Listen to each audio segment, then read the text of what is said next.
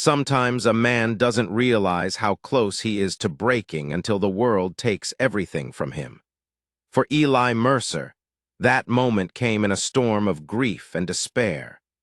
3 weeks after burying his wife Sarah, 2 days after losing the job that had kept a roof over their heads, he found himself staring at an eviction notice with two frightened children clinging to him like his presence alone could keep their lives from unraveling. Emma, 12 years old and still carrying the spark of fairy tales in her wide eyes, wanted desperately to believe that life had a way of turning magical when things looked the darkest. Marcus, only 9, was practical, cautious, and already asking questions no child should have to ask about money, schools, and what would happen if their father couldn't provide. And Eli, tired, hollow, drowning in quiet panic, had nothing left to give except the promise that somehow, someway, things would be all right. Then a letter arrived, heavy with embossed lettering from a law office he'd never heard of. Inside, a name he didn't recognize, Theodore Blackwood, a gray-tuncle never spoken of by his family. The will named Eli as the sole heir to an estate in Millbrook County, a sprawling Victorian mansion long abandoned, its photograph scarred by fire damage but still towering with faded grandeur. It wasn't the kind of place you turned down when you had nowhere else to go. So, with Emma's fragile excitement and Marcus's skepticism filling the car, Eli drove them into the woods toward a future he couldn't imagine but desperately needed. The mansion rose from the forest like something half asleep, its wraparound porch sagging but elegant, its windows broken but glinting faintly in the fading light. Fire had blackened one entire wing, ivy had claimed another, and yet there was a kind of dignity in its bones that whispered of long-forgotten wealth. Emma's breath caught, calling it beautiful in the hushed tone of a child discovering magic. Marcus's hand tightened around his backpack, muttering that it looked broken and dangerous. Eli pressed the heavy oak door open, expecting dust and rot, but instead a strangely clean scent met them. Pine oil, lemon polish, faint traces of someone having cared for the place. Inside, shafts of sunlight broke across a grand staircase, hardwood floors gleamed beneath dust, and a chandelier hung waiting to be lit. This was no ruin. This was a house tended, preserved, even as time tried to consume it. As they explored, Emma discovered old photographs of a man with Eli's jawline, Theodore himself, standing proud across decades, aging into a silver-haired patriarch. The weight of inheritance pressed heavier with every step, as though the walls themselves watched. That night they unrolled sleeping bags before a fireplace Eli coaxed into life, and in the silence between his children's breaths he thought, maybe Emma was right. Maybe the house was only sleeping, waiting for them to wake it up. Yet deep in the walls came creaks like whispers, and a sense that they hadn't arrived by accident. This was no gift, it was a summons. On their third morning, Emma tugged at loose wallpaper in a pantry and revealed a hidden cavity. Inside lay a brass key, ornate and old, its head shaped like a tree in delicate filigree. Marcus frowned, pointing out there were no locks like that in the house, but Emma's eyes lit with the thrill of secrets. Their search grew more deliberate, and soon Marcus noticed odd proportions in the kitchen pantry, too short by several feet compared to the exterior wall. Behind stacked shelves of canned goods, Eli's fingers found a concealed keyhole. When the brass key turned, the wall shifted with a sigh of hinges, opening into a staircase leading downward into darkness. What awaited below wasn't cobwebs or stone, but modern corridors, concrete steps, and motion-activated lights that clicked alive as though welcoming them. They stepped into a basement more advanced than any century-old mansion had the right to contain. Filing cabinets lined the walls. Workbenches sat tidy with tools. The air smelled not of abandonment but of use, coffee, cleaning supplies, machine oil. And on the dustless floor, footprints that weren't theirs. Someone had been here. Someone who knew about the hidden entrance, someone who had been walking these halls long before Eli and his children arrived. At the far end, a vast chamber opened like a vault.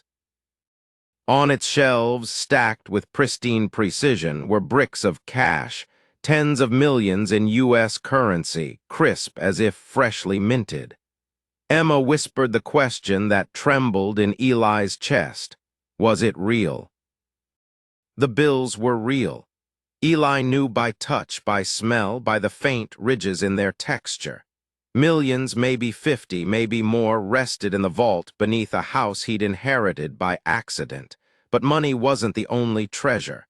A leather-bound journal sat waiting, penned in Theodore Blackwood's steady hand.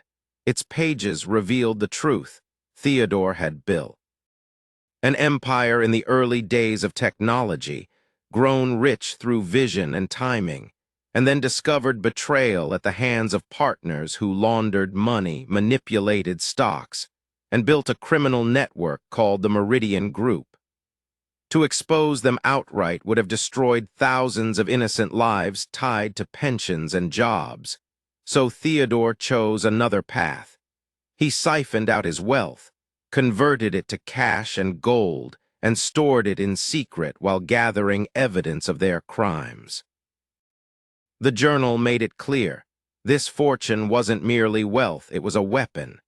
The money was insurance leverage, the fuel for justice denied by corrupted systems. And Eli hadn't been chosen by chance. Theodore had researched him, tracked his resilience, and declared him worthy to inherit not just money but responsibility.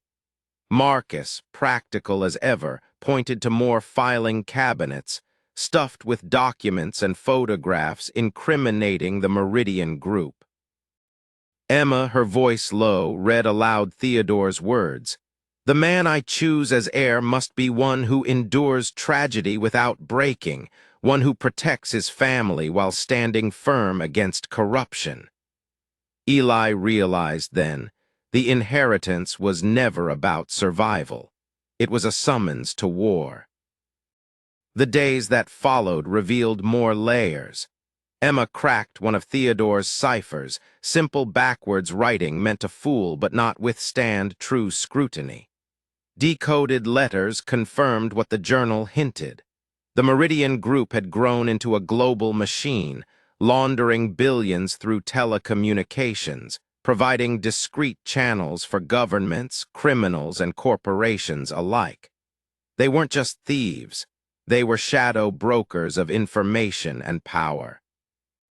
One letter chilled Eli. Theodore wrote that Meridian had issued standing orders for his elimination.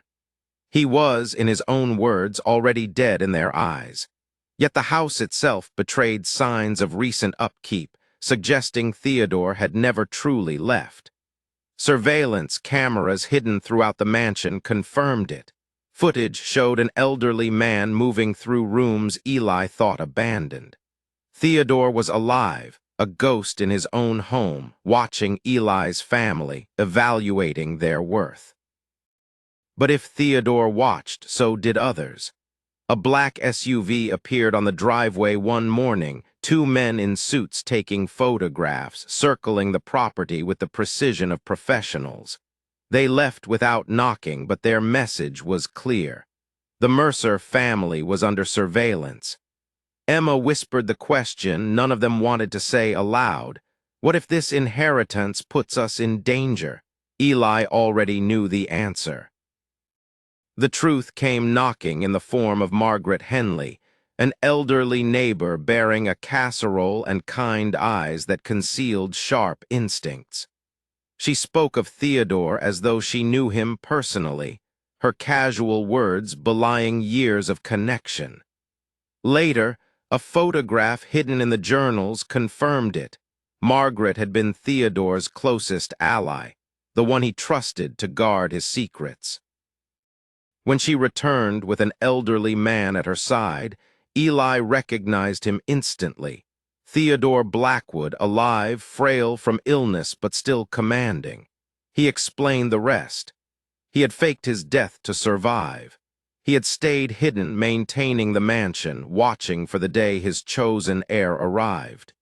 And now, with his body failing from cancer and Meridian tightening its noose, time had run out. Margaret spread surveillance photos across the dining table, SUVs on back roads, disguised vans, men with professional gear combing the woods. The Meridian Group knew the evidence was here.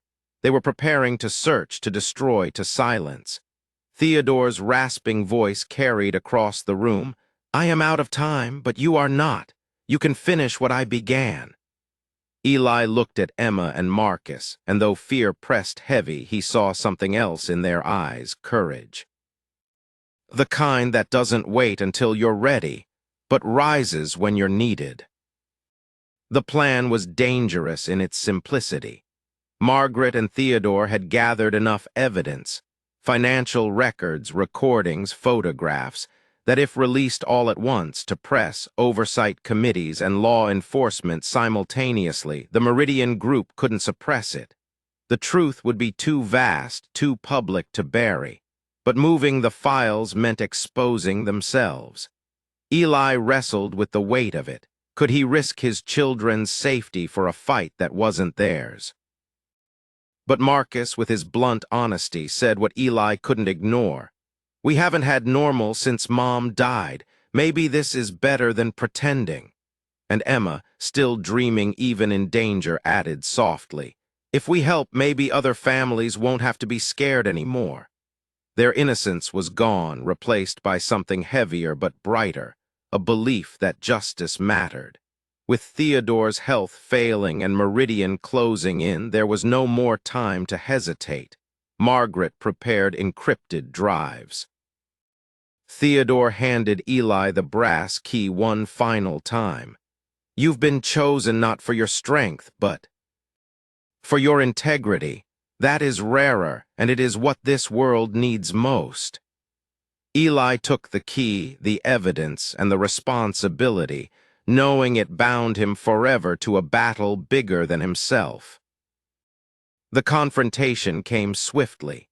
Meridian operatives moved on the property one night, their vehicles surrounding the mansion, their agents ready to search. But Theodore had planned for this moment years in advance. Hidden surveillance transmitted live feeds directly to Margaret's secure servers, which in turn blasted the files, the photographs, the financial ledgers, and Theodore's personal testimony to every major news outlet and federal oversight office. By the time the operatives breached the first floor, the story had already broken across networks and social media. The Meridian Group was exposed, their leaders indicted, their empire collapsing under the weight of undeniable truth. The operatives withdrew, powerless against the glare of daylight now cast upon their crimes. Theodore, his mission complete, passed quietly days later, leaving the mansion and its secrets fully in Eli's care. For the first time since Sarah's death, Eli felt not just survival but purpose. His children were safe, their future secure, and their family bound by a legacy greater than wealth, the courage to stand against corruption. And as the wind moved through the pines outside, Eli knew the house was no longer sleeping. It was awake, alive, and theirs. Listeners, if this story pulled you in, hit that subscribe button and share it with someone who loves a tale of mystery, family, and courage. Because tomorrow, I'll bring you another story that reminds us, sometimes the darkest inheritance carries the brightest light.